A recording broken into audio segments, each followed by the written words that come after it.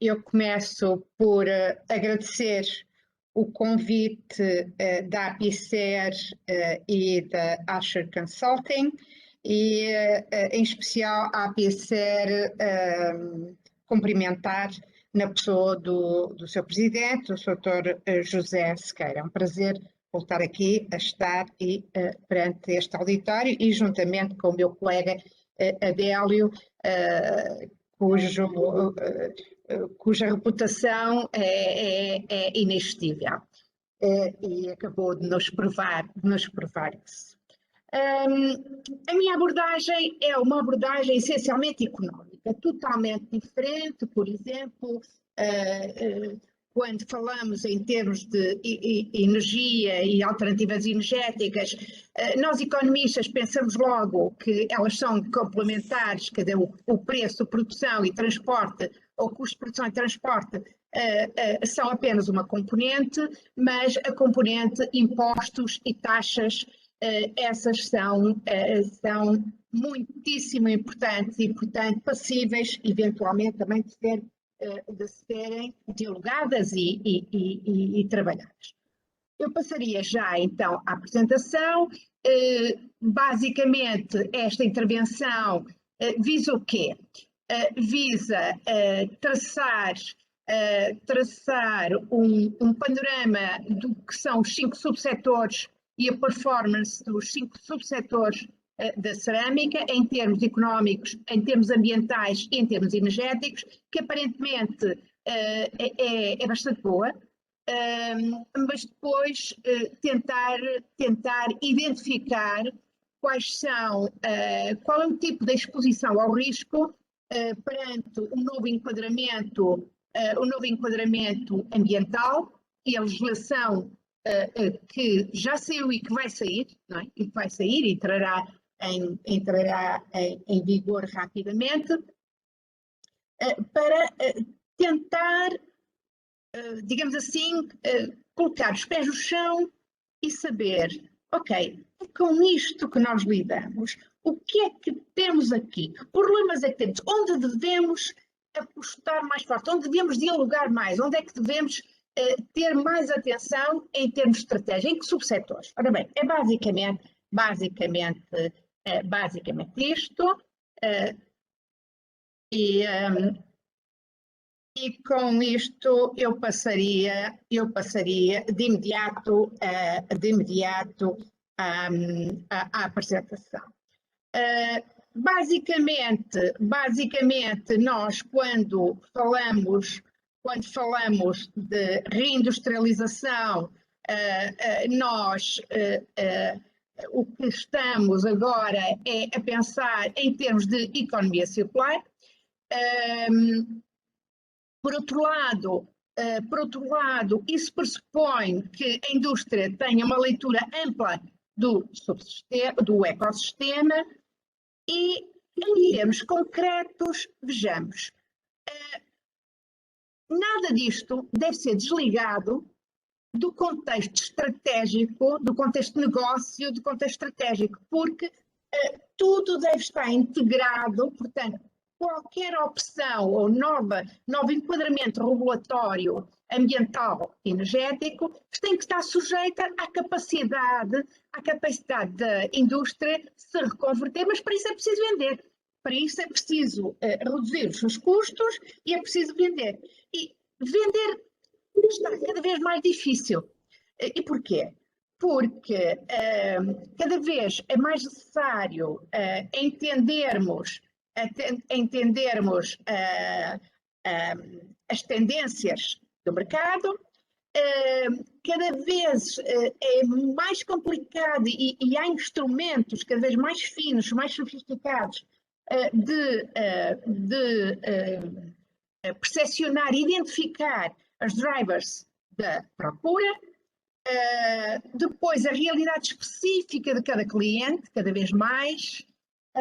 Por fim, e já que estamos em economia circular, de facto, também é muitíssimo importante compreender a componente de matérias-primas e o enquadramento regulatório, que é um enquadramento europeu, E, portanto, desde logo para exportações extra-espaço europeu, pode esbarrar logo com condições assimétricas de concorrência, e mesmo no contexto europeu, sabemos que há um campo ainda razoavelmente amplo para a legislação nacional, que pode não ser exatamente igual. Ora bem, o que é que nós temos na indústria na cerâmica? Principalmente uma grande diversidade na composição da indústria. Temos basicamente 5 subsetores. Temos um peso económico desses subsetores completamente diferente e, a juntar a tudo, problemas energéticos e ambientais específicos de cada subsetor. No seu todo, é verdade que a indústria cerâmica é responsável por 1,2% do volume de negócios da indústria transformadora. Eu estou a apontar dado de 2019, que é considerado, como sabem, o ano paradigmático. Por 2020 não foi de todo um ano que se possa facilmente tomar como referência para comparações. Emprega 18.375 trabalhadores, tem 1.139 empresas e em 2018, não temos dados definitivos de 2019, representou 0,5% do PIB. Mas como estão a ver aqui, eu tenho um número de empresas aqui completamente diferente e tenho um número de trabalhadores, obviamente, por tipo de empresa completamente diferente. Portanto, eu tenho aqui uma realidade intrasetorial, uma realidade diferente, que agora, vista do ponto de vista do valor acrescentado bruto e do volume de negócios, vão ajudar-nos a ver ou identificar quais são os principais problemas e a margem de manobra que cada um destes subsetores tem perante um enquadramento regulatório ambiental mais difícil, digamos, mais complexo e, ao mesmo tempo, com uma grande pressão no sentido de alteração rápida da situação. Olhando para o gráfico da esquerda, eu tenho uma evolução de 2004 a 2019 do volume de negócios dos diversos setores que demonstram claramente que a indústria da cerâmica utilitária e decorativa está a ter uma evolução nos últimos 4 anos muito positiva. De qualquer forma, que já ultrapassando em 2019 a cerâmica de pavimentos e revestimentos, mas isto é apenas o volume de negócios. E o volume de negócios vale o que vale, não é? Vale o que vale, porque tudo depende dos custos de produção. Por outro lado, no VAB, e aqui peço desculpa que apresento o VAB a preços correntes, mas o intuito era ver a evolução ou a composição melhor e não a evolução. Entre 2004 e 2019, o que nós nos apercebemos é que a cerâmica utilitária e decorativa realmente é muito forte e tem vindo a aumentar o seu VAB no total da indústria cerâmica e de pavimentos e revestimentos tem vindo a amortecer. Tem vindo a amortecer. Em termos, portanto, da composição do volume de negócios por subsetor, vemos também que há uma grande diversidade entre os diversos subsetores. De facto, nós, nos últimos 30 anos, vemos uma indústria cerâmica com uma performance aparentemente muito dinâmica e no sentido da descarbonização, já que eu tenho, e da eficiência energética, já que eu constato a redução dos consumos energéticos vão entre 20% e 25% nos diversos subsetores. Também falamos em economia circular, falamos em água, e falamos em ambiente, falamos em água, e uma redução dos consumos de água, que dependendo do subsetor podem entre 20% e 50%, o que é muitíssimo significativo. A geração de resíduos também, neste período, destes 30 anos mais ou menos, reduziu-se muito, à volta de cerca de 50%. As emissões CO2, essencialmente por alteração do combustível, temos aqui um papel essencial do gás natural, entre uma redução de entre 50% a 70%, consoante o subsetor, e segundo a APA, que é uma constatação um bocadinho, digamos assim, definida de lá para Alice, reduzir os consumos de matérias-primas através de reduções da produção. Isto não é vantagem nenhuma, não é?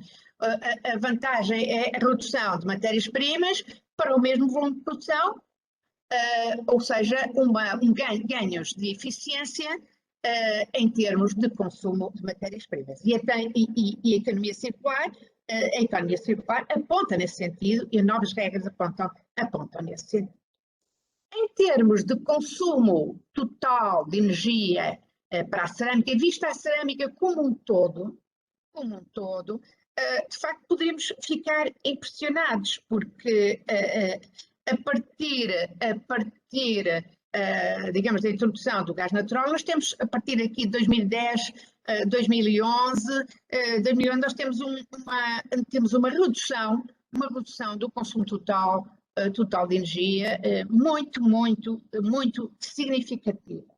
Portanto, este gráfico dá-nos uma perspectiva de 1990 até 2019, portanto, é um espectro de 29 anos, 30 anos, e portanto é suficientemente elucidativo. No entanto,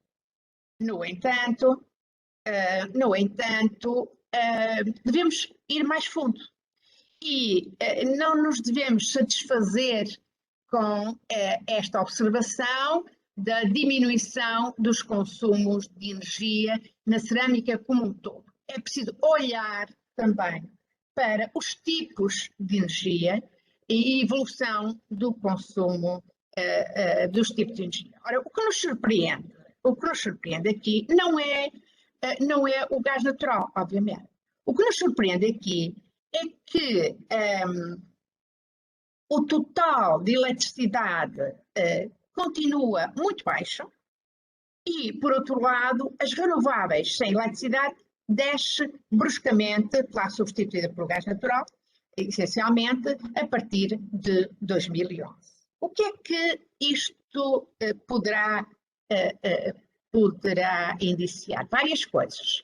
No entanto, antes disso, nós temos que ver também a evolução da produção de energia em cogeração em termos percentuais, para a cerâmica portuguesa. E, de facto, nós vemos a percentagem de energia recuperada no processo de cogeração, que é bastante significativa, mas que não está a dar indícios de grande aumento, seguido da percentagem de calor no total da produção em cogeração. E o que vemos aqui, claro que excluindo os anos de 98, 99 e 2000, vemos a percentagem de calor no total da produção em cogeração mais abaixo. Portanto, aparentemente ainda temos aqui folga. Por outro lado, também olhando para uma performance que aparentemente é muito boa da evolução da intensidade energética e comparando agora num período mais curto, mas que, a meu ver, é um período significativo, é de 2004 a 2019, e, portanto, é suficientemente longo para nos apercebermos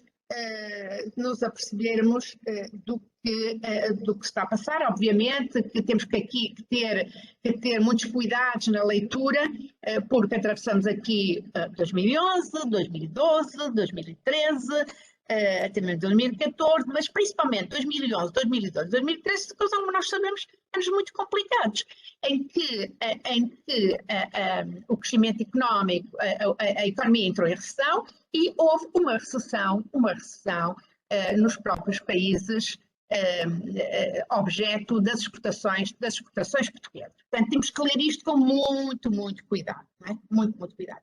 Mas, de qualquer forma, temos aqui uma performance sempre no bom sentido, apesar de se observarmos depois intrasetorialmente, haja bastante diversidade neste comportamento nos últimos anos. Se eu olhar então para o nível intrasetorial, portanto, não olho para a cerâmica como um todo, mas olho para os subsetores e olho principalmente para os produtos, porque é aqui que nós temos que apostar, ir ao nível cada vez mais fino da análise, a ver onde é que é possível atuar, onde é que deve ser preferencial atuar, porque temos que estabelecer prioridades, certo?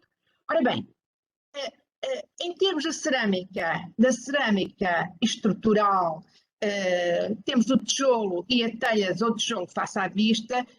Obviamente que na telha nós temos aqui emissões muito elevadas por CO2 por toneladas, quilos de CO2 por tonelada. Mas olhando para o restante, temos que aqui há duas observações logo a fazer. Na cerâmica de louça sanitária, o produto sanitário tem imensas emissões. Por outro lado, na cerâmica utilitária e decorativa, na louça, então, temos emissões que vão desde 900 a 1250 kg CO2 por tonelada. Portanto, o que é que agora nós temos que pensar? Ok, a cerâmica utilitária e decorativa tem um enorme peso na indústria cerâmica, a vários níveis, de emprego, de VAB, de volume de negócios, mas também é que produz o segundo produto mais poluente. Portanto, este subsetor é o segundo em termos de volume de negócios, pelo menos em 2011, 2019, que é o nosso ano de referência, mas, ao mesmo tempo, é o segundo produto mais poluente, certo? Portanto, aqui já começamos a descer a um nível que nos permite, em minha opinião, começar a analisar, a fazer uma análise mais fina dos problemas. De uma forma geral, isto numa adaptação com os dados da APA publicados já em 2021, nós temos aqui as emissões, os consumos e as emissões do processo e de uso para o produto da indústria cerâmica, e portanto notamos aqui que realmente nos últimos anos houve ligeiramente, mas depois uma descida, mas em termos de emissões, mas em termos de produção, e digamos, a relação produção-consumo por quantidade também a descer, mas no último ano sim, de uma forma bastante significativa. mas muito, se repararem, muito ainda não se pode traçar uma tendência propriamente, não é? E, portanto, em 16, 17 e 18 e 19, ou principalmente até 18, 16, 17 e 18, nós temos um rácio produção-consumo consumo, que até aumentou. Portanto, é necessário constatarmos se há aqui estabilidade e tendência efetivamente decrescente ou não, decrescente e decrescente de uma forma significativa e consistente.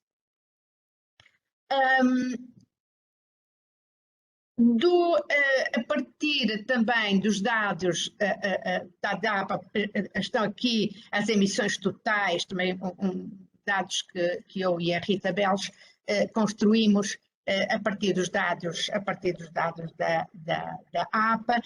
Temos aqui a evolução das emissões totais e depois as emissões do processo e do.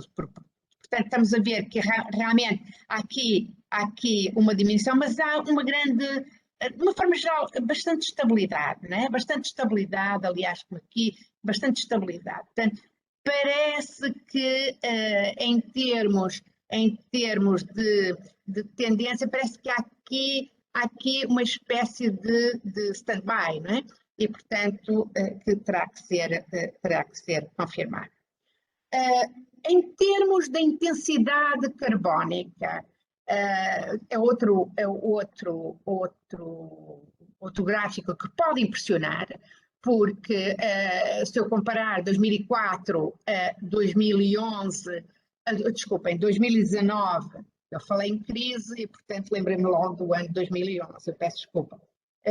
2004, 2019, a intensidade carbónica, e aqui eu já tenho, porque era a única forma de eu fazer comparações, já temos o VAB a preços constantes, portanto a relação CO2-VAB a preços constantes, são valores, rácios perfeitamente comparáveis, e portanto nós temos a partir de 2011, claro que é culpa do VAB, há diminuição de produção, portanto, em princípio, diminuição de emissões, e há realmente uma tendência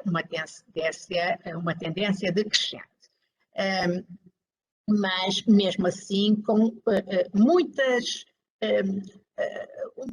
assimetria, não é? Muita assimetria e, reitero, há aqui que ver alguma, há aqui que ver numa perspectiva mais fina, não é? Mais fina. Eu peço desculpa. Pronto. O que é que então neste momento poderíamos sintetizar? Eu não gosto deste slide, sinceramente, não gosto. Mas peço desculpa porque foi tudo preparado, os slides foram preparados um pouco em cima de joelhos e com base em trabalho de investigação feita, mas a minha criatividade não deu para conseguir aqui um slide mais simpático. Portanto, o que é que nós constatamos? A composição da indústria tem mudado muito nos últimos anos. Portanto, hoje a cerâmica utilitária e decorativa é a mais importante em termos de emprego, em termos de geração e em termos de geração de riqueza, a cerâmica utilitária e decorativa e a de pavimento e revestimentos. Por outro lado, e eu queria frisar isto, transversalmente a indústria continua muito exposta ao risco de preço e ao mercado de licenças de emissão e às licenças de emissão. Extremamente vulnerável. Eu queria chamar a atenção também para outra questão. Mesmo com energia mais barata, na origem, mais barata,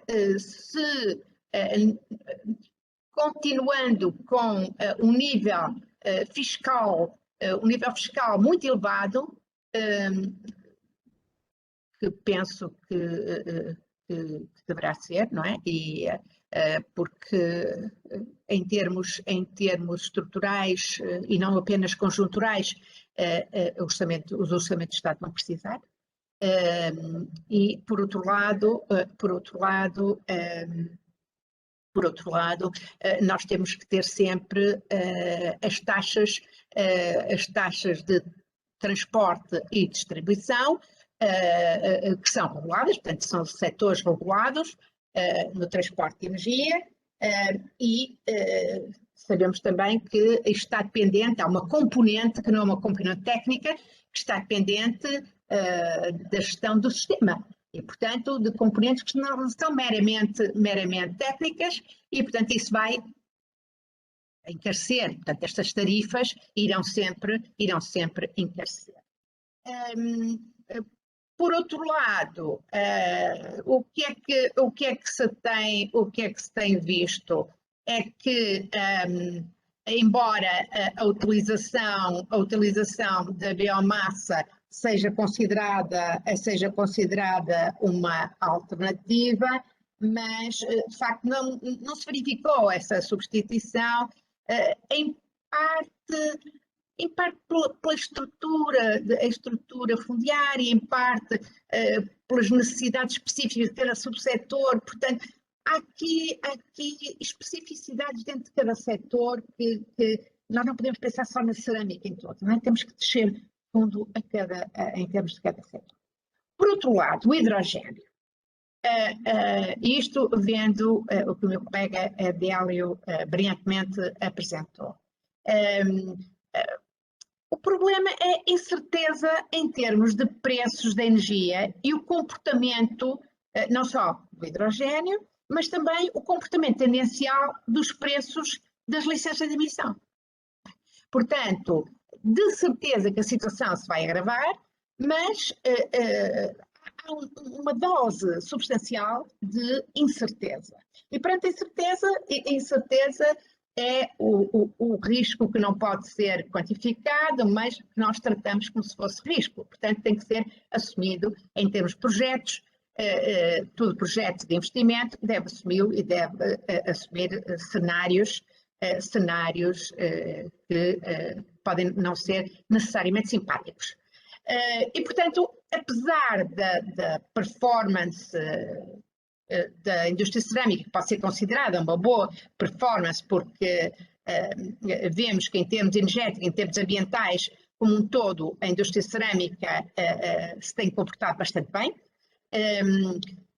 face à redução das licenças disponíveis e a escassez que se prevê dessas licenças de emissão no futuro, nós vamos ter um impacto particularmente direto e grave, principalmente na produção de telhas e acessórios, nos pavimentos em grés e porcelânico em ciclo completo e nos revestimentos monoporosos em ciclo completo.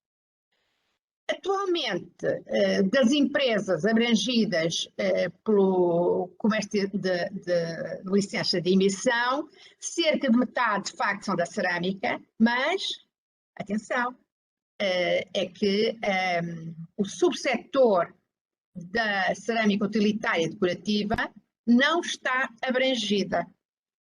E isto é bom, é uma boa notícia. E porquê? Por certa forma vai proteger este subsetor, pelo menos nos tempos mais próximos, vai proteger este subsetor que é fortemente exportador. O que é que temos então a notar, e eu vou tentar acabar brevemente. Há realmente, como se viu num gráfico anterior, notou-se uma súbita redução das renováveis sem eletricidade. A eletricidade continua em valores muito reduzidos, há uma forte preferência pelo gás natural, obviamente com um historial de preços que felizmente tem vindo a mudar muito. Mas o que é surpreendente é que esta evolução parece que anda em contraciclo com as indicações dadas ao setor pelos instrumentos de política ambiental. Portanto, esperava-se um aumento do consumo das renováveis em eletricidade, mesmo que se previsse uma escassez quanto à procura nacional. Portanto, o que neste momento me parece é que há uma articulação que não está a ser eficiente, não é? Entre as políticas energéticas e ambientais e a realidade nacional, em particular a realidade da indústria cerâmica. E, portanto, descodificando, e para terminar, em termos de consumo energético total, há de facto uma redução muito significativa, que parece realmente surgir das alterações tecnológicas que vão impactar imediatamente a eficiência energética, mas também que resulta do facto de muitas das empresas menos eficientes terem desaparecido do mercado. Okay? Portanto, não é apenas um efeito, mas é um efeito conjugado. E nisso há que ter muito cuidado. Por outro lado, o que nós notamos é que nós temos uma redução dos consumos energéticos, mas, por outro lado, uma evolução do VAB a preços constantes, relativamente estável. E, portanto, não é de admirar que a intensidade energética e a intensidade carbónica tenham vindo a reduzir-se ao longo dos últimos anos no total do setor. Mas isto, de certa forma, é preocupante. Porquê? Porque o VAB tem necessariamente que crescer. Senão, digamos, a sobrevivência da indústria está em causa. E a própria riqueza nacional. Não é? Portanto, apesar de termos, digamos, esta performance, esta intensidade energética, intensidade carbónica, claramente a repetirem-se, o que é bom, mas é bom que se tenham atenção que esta performance devia ser melhor e um dos grandes culpados é o VAB não estar a aumentar aquilo que deveria estar.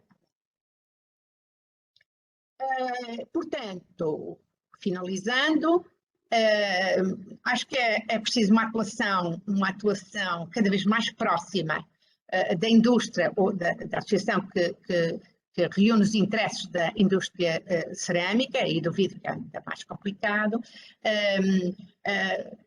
Depende muito de uma boa articulação com o Estado português e, portanto, o que sabemos que a indústria vai ter que fazer um fortíssimo esforço de investimento e de inovação e, portanto, há que isso é a própria indústria que eu tenho que fazer, mas não deve fazê-lo